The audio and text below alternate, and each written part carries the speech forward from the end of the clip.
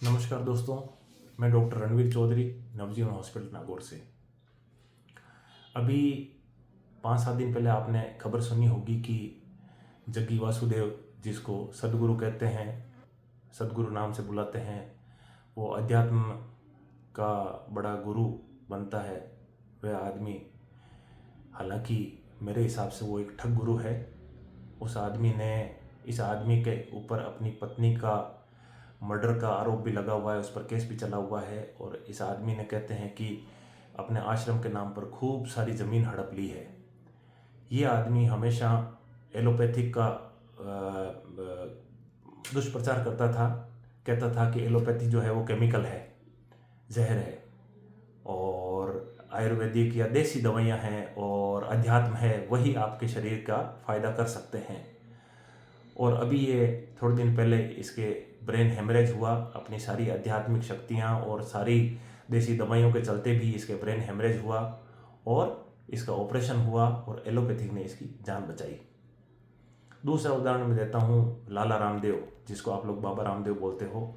वो भी एक बहुत बड़ा ठग आदमी है, जिसने अभी सुप्रीम कोर्ट ने उसको झूठे भ्रमात्मक विज्ञापन देने के लिए, जो एलोपैथिक को तो क्रिटिसाइज करता है और आयुर्वेद को प्रमोट करता है, झूठे आयुर्वेद की झूठी विज्ञापन उसने दिए हैं अपने धंधे के लिए। इस आदमी ने कोरोना में भी बहुत कोरोना के नाम पर, कोरोना किट के नाम पर, कोरोनिल और उसके नाम पर बहुत पैसे कमाए हैं।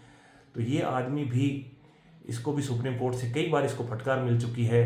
लेकिन ये धंधेबाज आदमी हमेशा, जब ये खुद इसका साथी बालकृष्ण बीमार हुआ तो दिल्ली एम्स में भर्ती हुआ और एलोपैथिक ने उसकी जान बचाई। तो दोस्तों, ऐसे बहुत सारे जो ठग गुरु हैं, अध्यात्म गुरु हैं, विश्व गुरु हैं, ये सारे आपको भ्रमात्मक बातें करके और एलोपैथिक के बारे में क्रिटिसाइज करने से क्या होता है कि हम हिंदुस्तानी बहुत जल्दी एलोपैथिक का नाम सुनते ही अपन को लगता है कि ये तो केमिकल है, जहर है, और अपन उनके झांसे में आ जाते हैं। लेकिन ऐसे बहुत से मरीज हैं जो लोग देसी दवाइयों के चक्कर में या आयुर्वेदिक या होम्योपैथिक के चक्कर में अपना शरीर का नुकसान कर बैठते हैं। मैं आयुर्वेद के खिलाफ नहीं हूँ। अगर प्रॉपर आयुर्वेद का अगर डॉक्टर है तो अच्छी बात है, वो सही दवाई देगा। लेकिन आयुर्वेद के नाम पर ठगी चल रही है देश में।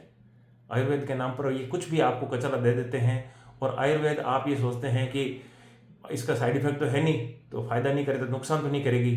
तो इस आयुर्वेद के चक्कर में, झूठी आयुर्वेद के चक्कर में, नकली आयुर्वेद के चक्कर में बहुत लोग अपने शरीर का नुकसान कर बैठते हैं। बीपी, शुगर, हार्ट अटैक, इस टाइप की देसी दवाइयों के चक्कर में ये लोग, कभी तो हार्ट अटैक आ जाता है, या लकवा आ जाता है, या गुर्दे खराब हो जाते हैं। ये बहुत सारे हम रोज़ देखते हैं ऐसे मरीज। तो दोस्तों, मैं ये कहना चाहता था कि अपन हिंदुस्तानियों की एक आदत है कि अपन को क्या लगता है कि जो गलत बात होती है, जिसमें थोड़ा मसालेदार बात होती है, वो तो हमारे दिमाग में एकदम बैठती है फिट। और जो सच बात होती है, एक्चुअली सच बात क्या होती है, सच बात में मसाला नहीं होता, वो सिंपल प्लेन सादी बात होती है। वो चीज़ अपन को जमती नहीं है। वो लगता है यार ऐसे थोड़ी होता होगा। और अगर कोई आप पे झूठ, व्हाट्सएप पे कोई फर्जी बात आई होगी, वो आपके दिमाग में ऐसी फिट बैठेगी कि आहा वाह क्या बात कही है।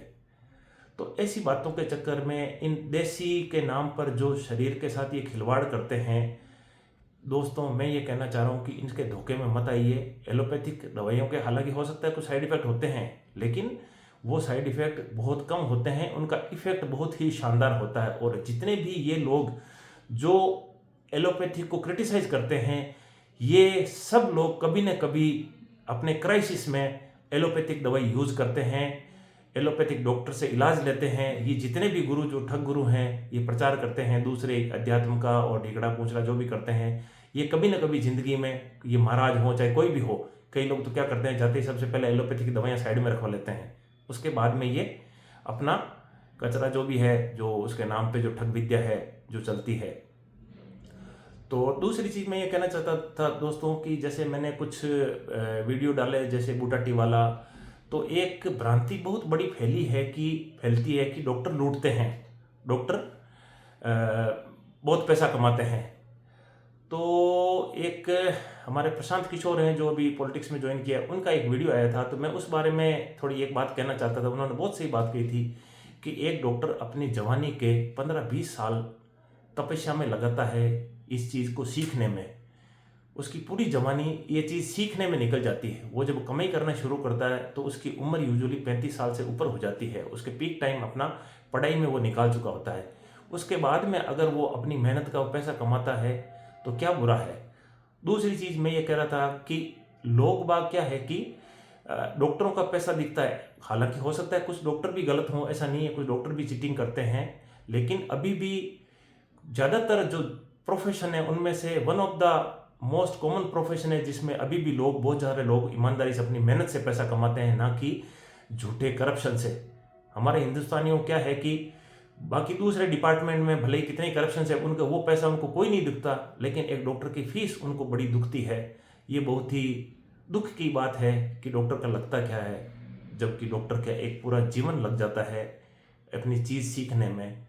तो दोस्तों, आप अपने अच्छे डॉक्टर को चुनें और उस पर विश्वास करें, फिर देखें वो आपको सही परिणाम देगा।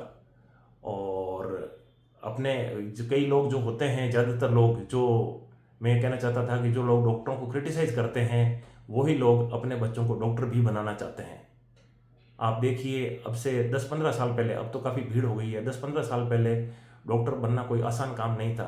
बहुत मतलब लिमिटेड लोग ही, बहुत ही टॉप क्लास लोग जो मतलब पढ़ाई में जो होशियार होते थे वही डॉक्टर बनते थे। हालांकि अब तो बहुत ज़्यादा भीड़ हो गई है, लेकिन जो पहले के जो डॉक्टर, जो 10-15 साल पहले जो भी डॉक्टर बनते थे, काफ़ी मेहनत से बनते थे और उनका हक है कि वो अच्छा अपनी मेहनत के बदले अच्छा पैसा कमाएं, अच्छी ज़िंदगी जिएं। तो आप अपने डॉक्टर का वाजिब इलाज के पैसे दें। अगर कोई फर्जी डॉक्टर है, समाज का हिस्सा हैं हम भी, हमारे में भी कई डॉक्टर फर्जी होते हैं, तो उनको आप पहचान करके अवॉइड करें। बहुत सिंपल सी बात है।